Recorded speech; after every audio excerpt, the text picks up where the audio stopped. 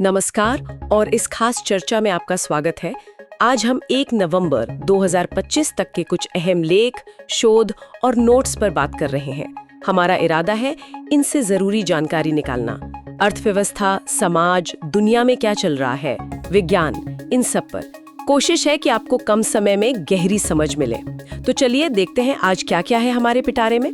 परिवारों पर बढ़ता कर्ज, केरल का गरीबी मुक्त होने का दावा, मध्य एशिया में भारत की बदलती चाल, बस्तर में क्या हो रहा है, और हाँ, मकड़ी के जाले और छोटे बच्चों के दिमाग पर भी कुछ दिलचस्प बातें हैं। शुरुआत एक थोड़ी चिंता वाली खबर से करते हैं।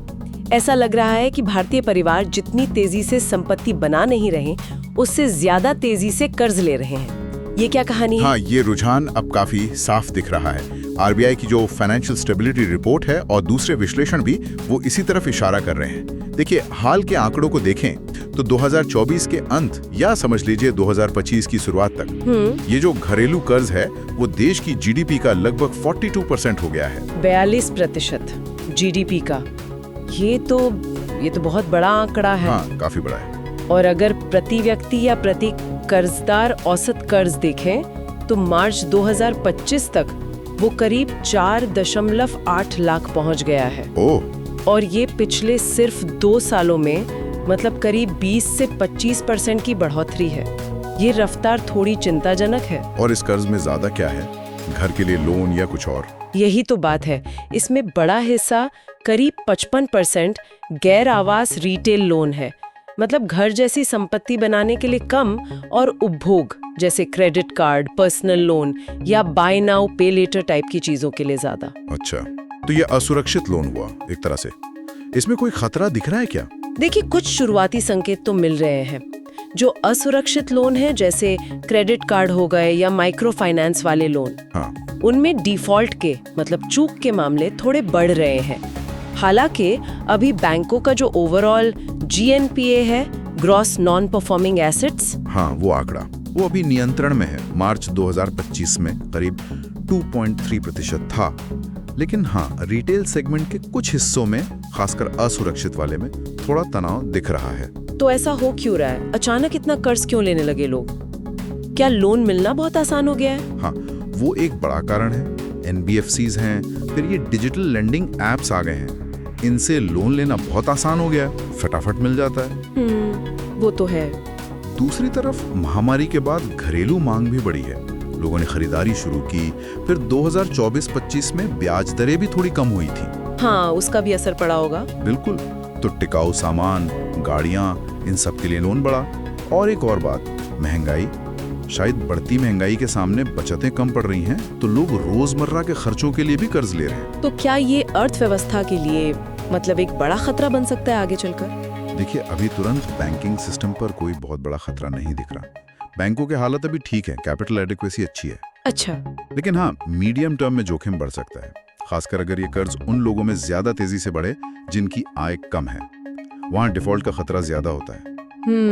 सही बात है। माइक्रो फाइनेंस और असुरक्षित लोन वाले सेगमेंट ज्यादा संवेदनशील हैं। आरबीआई ने भी इस पर चिंता जताई थी पहले। तो फिर क्या किया जाना चाहिए? मतलब पॉलिसी लेवल पर क्या सोच होनी चाहिए?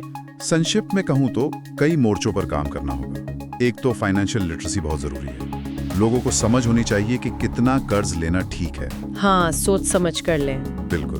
दूसरा, ये जो डिजिटल लैंडिंग है, इसे ठीक से रेगुलेट करना होगा ताकि गलत तरीके से लोन ना बांटे जाएं। फिर कम आय वालों के लिए एक सेफ्टी नेट मजबूत होना चाहिए। और सबसे जरूरी, ऐसी नीतियां हों जो लोगों को उपभोग के बजाय संपत्ति बनाने, जैसे घर या छोटा मोटा कारोबार शुरू करने के लिए लोन लेने को बढ़ावा दें। सही। और निगरानी भी रखनी होगी, खासकर इन एनबीएफसीज पर। हाँ, बिल्कुल। निगरानी बढ़ाना बहुत जरूरी है। चलिए अब एक जरा अलग और उम्मीद है सकारात्मक खबर की तरफ चलते हैं। केरल ने 1 नवंबर को अपने स्थापना दिवस पर खुद को अत्यधिक गरीबी मुक्त घोषित कर दिया। ये तो बहुत बड़ी घोषणा है।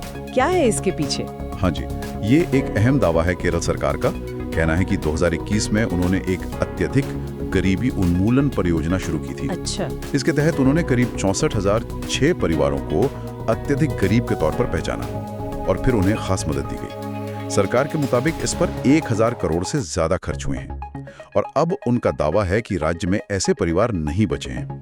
ये अत्यधिक गरीब की पहचान कैसे हुई? सिर्फ आमदनी देखी या कुछ और भी? नहीं, और यही शायद इस मॉडल की खास बात है। उन्होंने सिर्फ आय नहीं देखी, उन्होंने MPI मतलब मल्टी डायमेंशनल पॉवर्टी इंडिकेटर्स का इस्तेमाल किया। इसमें स्वास्थ्य, शिक्षा, रहने का स्तर, कई चीजें शामिल होती हैं। ओह, तो ये ज्यादा व्यापक तरीका हुआ। और ये पहचान बिल्कुल जमीनी स्तर पर हुई। उनका जो कुदुमश्री नेटवर्क है, हाँ, सुना है उसके बारे में। और आशा कार्यकर्ता, इन सब ने घर घर जाकर सर्वे किया। वैसे भी नीति आयोग की 2023 की MPI रिपोर्ट में केरल का स्कोर काफी कम था, मतलब गरीबी वहाँ पहले से ही कम थी। लेकिन क्या इस घोषणा पर सब सहमत है या कुछ सवाल भी उठ रहे हैं? सवाल तो उठे हैं।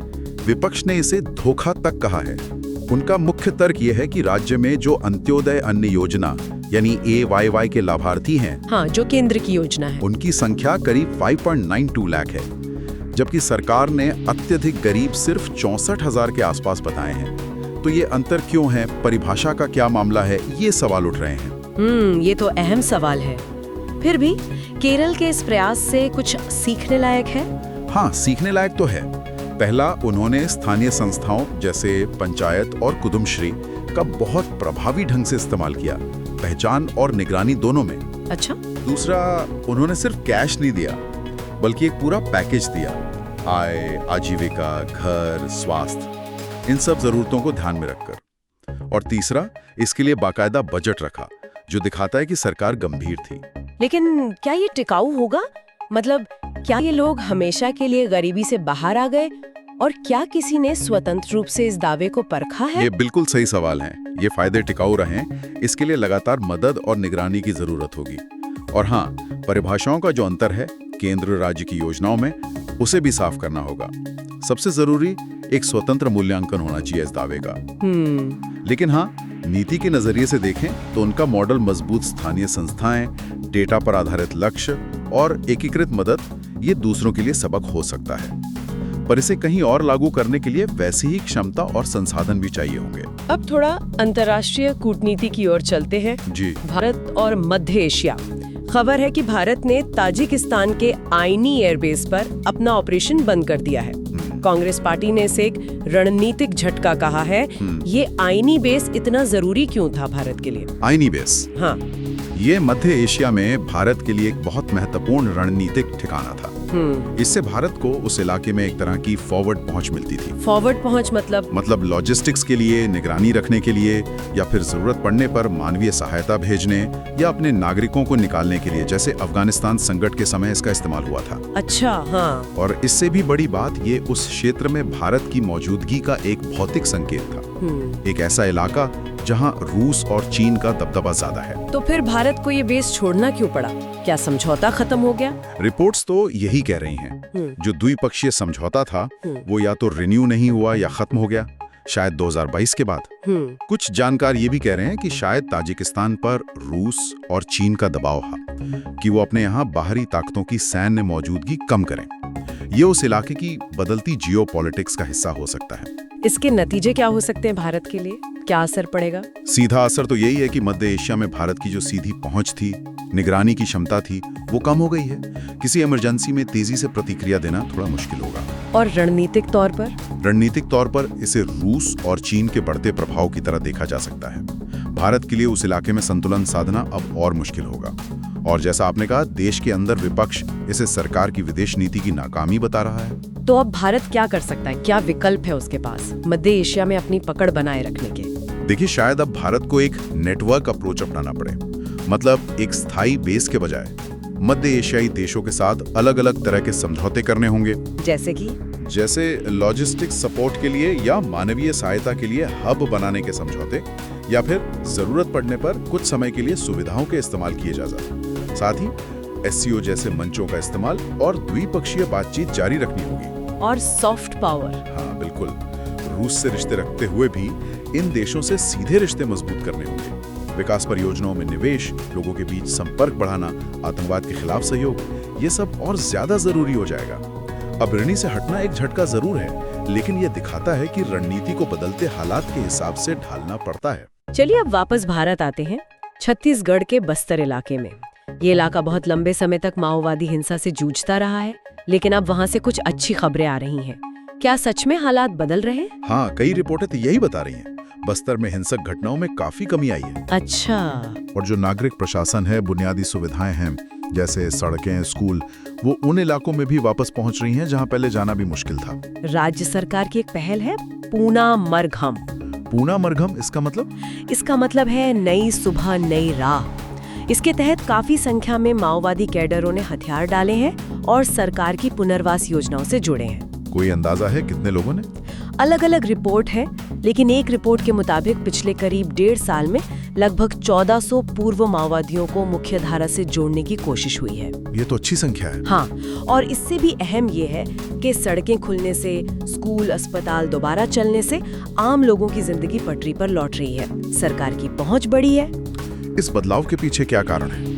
क्या सिर्फ सुरक्षा बलों की कार्रवाई है? नहीं, सिर्फ वो नहीं, कई चीजें एक साथ काम कर रही हैं। एक तो हाँ, सुरक्षा बलों के लक्षित ऑपरेशंस हैं और सरकार की सरेंडर पॉलिसी, जिसमें पैसा, ट्रेनिंग वगैरह मिलती है। दूसरा, सड़कों का जाल बिछने से और दूसरी सरकारी सेवाएं पहुंचने से लोगों का जुड़ाव बढ़ा है, राज्य पर भरोसा थोड़ा बढ़ा है। और तीसरा, जो लोग सरेंडर कर रहे हैं उनके बयानों से लगता है कि माओवादी विचारधारा से मोह भंग हुआ है और शायद स्थानीय लोगों का समर्थन भी कम हुआ है हथियारबंद लड़ाई को। लेकिन क्या ये शांति टिक पाएगी? बस्तर में चुनौतियां तो अब भी बहुत होंगी। बिल्कुल, चुनौतियां बहुत बड़ी हैं। बस्तर में संसाधन तो बहुत हैं, लेकिन विकास बहुत कम हुआ है। अगर स्थायी शांति चाहिए तो लोगों को रोजगार चाहिए, आजीविका के साधन चाहिए। हाँ, वो सबसे जरूरी है। जमीन के अधिकार, खासकर जो वन अधिकार कानून है, उसे ठीक से लागू करना होगा। खनन वगैरह से जो पैसा आता है उसका फायदा स्थानीय लोगों को मिलना चाहिए। विस्थापन, मानवाधिकार उल्लंघन, ये सब पुराने मुद्दे हैं जिन पर ध्यान देना होगा। तो आगे का रास्ता क्या है? स्थायी समाधान के लिए क्या करना होगा? एक मिला-जुला नजरिया चाहिए। सुरक्षा के साथ साथ विकास और अधिकार, स्वास्थ्य, शिक्षा, जमीन के रिकॉर्ड ठीक करना, वन अधिकार देना, इन पर फोकस करना होगा। और विकास में लोगों की भागीदारी। हाँ, ये बहुत जरूरी है। विकास ऐसा हो जिसमें स्थानीय लोगों की मर्जी शामिल हो, और जो पुनर्वास कार्यक्रम है वो सिर्फ पैसे देने तक सीमित ना हो। लोगों को हुनर सिखाना, उन्हें बाजार से जोड़ना, कर्ज दिलाने में मदद करना, ये सब करना होगा। नागरिक समाज को साथ लेकर चलना होगा ताकि पारदर्शिता बनी रहे। बस्तर में उम्मीद तो जगी है, पर रास्ता भी लंबा है। अब एक नजर बिहार पर। वहाँ हाल में एक जाति आधारित सर्वेक्षण हुआ था। उसके विश्लेषण से एक नई और थोड़ी अजीब बात सामने आई है। हाँ, बिहार ने 2023-24 में ये सर्वे कराया था। 1931 के बाद ये देश में अपनी तरह का पहला इतना बड़ा सर्वे था जाति पर। अब जब इसके आंकड़ों को खंगाला जा रहा है तो पता चला है कि करीब 4.07 लाख लोग ऐसे हैं जिन्होंने या तो अपनी जाति बताई ही नहीं या फिर उनकी जानकारी दर्ज नहीं हो पाई। 4 लाख लोग, ये तो काफी बड़ी संख्या है। कुल आबादी का कितना हुआ ये? कुल आबादी करीब 13 करोड़ है, तो उसका ये बहुत छोटा हिस्सा है, लगभग 0.3%। लेकिन फिर भी ये महत्वपूर्ण है क्योंकि ये जाति आधारित सर्वे है। तो अब सरकार क्या कर रही है इन गायब लोगों की जाति पता करने के लिए? सरकार की योजना है कि वो दूसरे सरकारी डेटाबेस का इस्तेमाल करेगी, जैसे राशन कार्ड का डेटा, आय संपत्ति का रिकॉर्ड, वोटर लिस्ट, या पुराना जो SECC 2011 का डेटा है। अच्छा, दूसरे डेटा से मिलाएगी? हाँ, इसी को वो डेटा फ्यूजन कह रहे हैं। मतलब अलग अलग स्रोतों से जानकारी मिलाकर इन छूटे हुए लोगों की जाति का अनुमान लगाना। लेकिन क्या ये सही है? मतलब बिना लोगों से पूछे उनका डेटा इस तरह इस्तेमाल करना निजता का सवाल नहीं उठता? और क्या इससे सही जानकारी मिलेगी? ये बहुत ही अहम सवाल है, खासकर अब जब देश में digital personal data protection act DPDP act भी आ गया है। बिना सहमति के डेटा इस्तेमाल करना निजता का उल्लंघन माना जा सकता है। और सटीकता का क्या? वो दूसरा बड़ा सवाल है कि राशन कार्ड या वोटर लिस्ट से किसी की जाति पक्के तौर पर पता चल सकती है। इसमें गलतियों की काफी गुंजाइश है। अलग अलग डेटाबेस को मिलाने में तकनीकी चुनौतियां भी हैं। ये पूरा मामला तो जातिगत जनगणना की बड़ी बहस से जुड़ा हुआ है ना? बिल्कुल। एक तरफ वो लोग हैं जो मानते हैं कि सामाजिक न्याय के लिए आरक्षण और कल्याणकारी योजनाओं को सही लोगों तक पहुंचाने के लिए ये आंकड़े बहुत जरूरी हैं, खासकर OBC कोटा को ठीक करने के लिए। सुप्रीम कोर्ट ने भी कहा है कि आंकड़े चाहिए। और दूसरी तरफ वो लोग हैं जिन्हें डर है कि इससे जातिगत पहचान और मजबूत होगी, समाज और बटेगा और इसका राजनीतिक इस्तेमाल होगा। इसीलिए राष्ट्रीय जनगणना में जाति SC/ST के अलावा नहीं गिनी गई। पर बिहार के बाद कुछ और राज्य भी सोच रहे हैं। तो बिहार के इस अनुभव से क्या सबक मिलता है? यही कि ऐसे सर्वे करना और उनसे 100% सटीक जानकारी निकालना बहुत मुश्किल काम है। डेटा फ्यूजन शायद एक रास्ता हो, पर इसे बहुत सावधानी से, पूरी पारदर्शिता और निजता का सम्मान करते हुए करना होगा, वरना इसके नतीजे विवादित हो सकते हैं। चलिए अब विषय बदलते हैं और विज्ञान की दुनिया में चलते हैं। मकड़ी के जालों पर एक नई स्टडी आई है जो बड़ी दिलचस्प है। कहते हैं जालों में जो डिजाइन होती हैं वो सिर्फ सजावट नहीं है। जी हाँ, ये बहुत ही रोचक खोज है। कुछ मकड़ियां होती हैं, ऑर्ब वीवर स्पाइडर्स कहते हैं उन्हें, जैसे अर्ग्योप। हाँ, वो बड़े गोल जाले बनाती हैं। बिल्कुल। उनके जालों में अक्सर रेशम के कुछ खास पैटर्न बने होते हैं, जिगजैग जैसे। इन्हें स्टेबिलिमिंटा कहते हैं। पहले लोग सोचते थे कि ये शायद पक्षियों वगैरह को डराने के लिए हैं या कीड़ों को अपनी तरफ खींचने के लिए। अच्छा। लेकिन करंट बायोलॉजी जर्नल में एक नई स्टडी छपी है। वो बताती है कि इनका एक बहुत ही प्रैक्टिकल काम है, शिकार का पता लगाने में मदद करना। शिकार का पता लगाने में कैसे? ये जो पैटर्न्स होते हैं ये अक्सर यूवी लाइट को रिफ्लेक्ट करते हैं, और स्टडी में पता चला कि ये पैटर्न जाले में होने वाले कंपन को और प्रकाश के परावर्तन को बढ़ाते हैं। ओह। इससे मकड़ी को ज्यादा जल्दी और ज्यादा सटीक रूप से पता चल जाता है कि जाले में कोई कीड़ा फंसा है और कहाँ फंसा है। शोधकर्ताओं ने हाई स्पीड कैमरे और वाइब्रेशन सेंसर से ये देखा। कमाल है। तो जिन जालों में ये डिजाइन थी उनमें ज्यादा शिकार फंसे। हाँ, उन जालों में शिकार पकड़ने की सफलता दर 35-40% ज्यादा थी और मकड़ी का रिएक्शन टाइम भी तेज था। वाह, तो ये तो एक तरह की इंजीनियरिंग हो गई, प्रकृति की इंजीनियरिंग। बिल्कुल, ये बायोमैकेनिक्स का एक शानदार उदाहरण है। ये दिखाता है कि कैसे जीव अपने माहौल के हिसाब से कितने अनोखे अनुकूलन विकसित कर लेते हैं। और क्या इसका कोई व्यवहारिक इस्तेमाल भी हो सकता है? हाँ, हो सकता है। ये बायोमिमिक्री का केस है, प्रकृति की नकल करके कुछ नया बनाना। शायद इससे प्रेरणा लेकर ज्यादा संवेदनशील वाइब्रेशन सेंसर बनाए जा सकते हैं, या कोई स्मार्ट नेट वगैरह रोबोटिक्स में भी काम आ सकता है। बहुत दिलचस्प। विज्ञान से ही एक और जरूरी जानकारी है, इस बार नवजात शिशुओं के बारे में। पता चला है कि जो बच्चे समय से पहले पैदा होते हैं, यानी प्री टर्म बेबीज, वो भी संगीत की लय को पहचान सकते हैं। हाँ, ये भी एक बहुत महत्वपूर्ण शोध है जो नेचर ह्यूमन बिहेवियर जर्नल में छपा है। फिनलैंड, फ्रांस और यूके के वैज्ञानिकों ने मिलकर ये स्टडी की है। उन्होंने क्या किया इस स्टडी में? उन्होंने EEG का इस्तेमाल किया।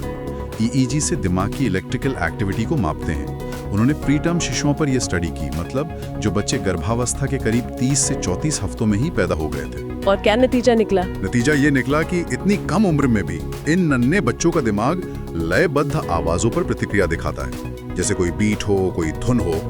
उनका जो सुनने वाला हिस्सा है दिमाग का, श्रवण कॉर्टेक्स, वो इन पैटर्न के साथ सिंक करता है, तालमेल बिठाता है। सच में? इतनी जल्दी? हाँ, हालांकि ये प्रतिक्रिया उन बच्चों की तुलना में थोड़ी धीमी होती है जो पूरे समय पर पैदा होते हैं, पर 80% से ज्यादा प्री टर्म बच्चों में ये क्षमता देखी गई। इसका क्या मतलब है? ये जानना क्यों जरूरी है? ये हमें बताता है कि इंसानी दिमाग का विकास कितनी जल्दी शुरू हो जाता है। आवाज और लय को समझने वाले जो न्यूरल रास्ते हैं, जो बाद में भाषा सीखने, माँ से जुड़ने और दूसरी मानसिक क्षमताओं के लिए जरूरी होते हैं, वो जन्म से हफ्तों पहले ही काम करना शुरू कर देते हैं। तो इसका इस्तेमाल कैसे हो सकता है? इसका इस्तेमाल NICU में, यानी नवजात बच्चों की गहन चिकित्सा इकाइयों में, उन प्रीटर्म बच्चों की मदद के लिए हो सकता है। शायद उन्हें संगीत या लयबद्ध आवाजें सुनाने से उनके विकास में मदद मिले, खासकर उन बच्चों को जिन्हें बाद में बोलने या सीखने में दिक्कत आने का खतरा होता है। ये माँ की आवाज के महत्व को भी बताता है। ये तो बहुत अहम जानकारी है। आखिर में एक नजर डालते हैं अंतर्राष्ट्रीय राजनीति पर। अमेरिका के राष्ट्रपति डोनाल्ड ट्रंप ने अपने दूसरे कार्यकाल में कैरिबियन सागर में अमेरिकी नौसेना की मौजूदगी बढ़ाने का आदेश दिया है और कहा जा रहा है कि निशाना वेनेजुएला के राष्ट्रपति निकोलस मदुरो है। ये क्या मामला है? हाँ, अमेरिका ने ऑपरेशन हेमिस्फेयर रिजॉल्व नाम से वहां अतिरिक्त जहाज, निगरानी विमान और करीब 2000 मरीन तैनात किए हैं। 2000 मरीन? हाँ, आधिकारिक वजह तो बताई गई है नशीली दवाओं की तस्करी रोकना और समुद्री सुरक्षा, लेकिन ज्यादातर एक्सपर्ट्स मान रहे हैं कि ये असल में वेनेजुएला पर दबाव बनाने की कोशिश है। वेनेजुएला पर दबाव क्यों? क्या चल रहा है वहाँ? वेनेजुएला के राष्ट्रपति हैं निकोलस मादुरो। अमेरिका ने उन पर पहले से ही कई प्रतिबंध लगा रखे हैं। चुनाव में धोखाधड़ी, भ्रष्टाचार, मानवाधिकार उल्लंघन, इन सब के आरोप हैं। हाँ, ये तो काफी समय से चल रहा है। अमेरिका ने पहले विपक्षी नेता थे जुआन ग्वाइडो, उनका समर्थन भी किया था, लेकिन मादुरो अभी भी सत्ता में है। उन्हें रूस, चीन, ईरान, क्यूबा जैसे देशों का समर्थन हासिल है। और वेनेजुएला का तेल, वो भी एक बड़ा फैक्टर है। बिल्कुल, वेनेजुएला के पास दुनिया का सबसे बड़ा तेल भंडार है। ये उसे जियोपॉलिटिक्स में बहुत अहम बना देता है। तो अमेरिका की सैन्य तैनाती के पीछे असली मंशा क्या हो सकती है? माना जा रहा है कि ये वेनेजुएला में जो आने वाले चुनाव हैं, उनसे पहले मादुरो सरकार पर दबाव बनाने का तरीका है, ताकि वो कुछ राजनीतिक रियायतें दें या शायद सत्ता परिवर्तन की उम्मीद भी हो। ये एक तरह से पुरानी अमेरिकी मॉनरो डॉक्ट्रिन की याद दिलाता है, अपने पड़ोस में दखल देना। इसके बड़े रणनीतिक असर क्या हो सकते हैं? कई असर हो सकते हैं। एक तो इससे लैटिन अमेरिका में तनाव बढ़ सकता है। कई देश जैसे ब्राजील, मेक्सिको, वो सैन्य दखल के खिलाफ है। दूसरा, ये पूरी तरह से एनर्जी पॉलिटिक्स से जुड़ा है। अमेरिका शायद वेनेजुएला के तेल पर अपनी पहुंच बढ़ाना चाहता है और वहां चीन के बढ़ते असर को कम करना चाहता है। और वैश्विक स्तर पर इससे रूस और चीन के साथ अमेरिका का तनाव और बढ़ सकता है, क्योंकि दोनों के वेनेजुएला में काफी हित जुड़े हैं। रूस के सैन्य सलाहकार वहां हैं, चीन ने भारी निवेश कर रखा है। तो ये दिखाता है कि कैसे एक क्षेत्रीय मुद्दा बड़ी शक्तियों के बीच टकराव का कारण बन सकता है। तो आज हमने कई सारे मुद्दों पर बात की, घर के बढ़ते कर्ज से लेकर केरल के दावे तक, आईनी बेस से लेकर बस्तर की जमीनी हकीकत तक, जाति गणना की उलझनों से लेकर मकड़ी के जालों और नन्हे बच्चों के दिमाग के रहस्यों तक, और आखिर में वेनेजुएला पर बढ़ते दबाव तक। हाँ, और ये सब मुद्दे कहीं ना कहीं जुड़े हुए हैं। अर्थव्यवस्था, समाज, राजनीति, विज्ञान सब एक दूसरे को प्रभावित करते हैं और हमारी दुनिया को लगातार शक्ल दे रहे हैं। चाहे वो एक आम इंसान का कर्ज हो या किसी राज्य की नीति या फिर दुनिया के मंच पर बड़ी ताकतों की खींचतान, सब एक बड़ी तस्वीर का हिस्सा हैं। और जाते जाते एक सवाल श्रोताओं के लिए छोड़ जाते हैं। हमने बात की कि कैसे आम परिवारों पर उपभोग का कर्ज बढ़ रहा है, दूसरी तरफ देश बड़े बड़े लक्ष्य रख रहा है, इंफ्रास्ट्रक्चर, मैन्युफैक्चरिंग जैसे कि सेमीकंडक्टर मिशन। तो आने वाले समय में ये जो एक तरफ व्यक्तिगत आर्थिक कमजोरी है और दूसरी तरफ राष्ट्रीय आर्थिक महत्वाकांक्षाएं हैं, इनके बीच कैसा संतुलन बनेगा या क्या टकराव देखने को मिलेगा, इस पर सोचिएगा जरूर। इस गहरी चर्चा में हमारे साथ जुड़ने के लिए आपका बहुत बहुत धन्यवाद।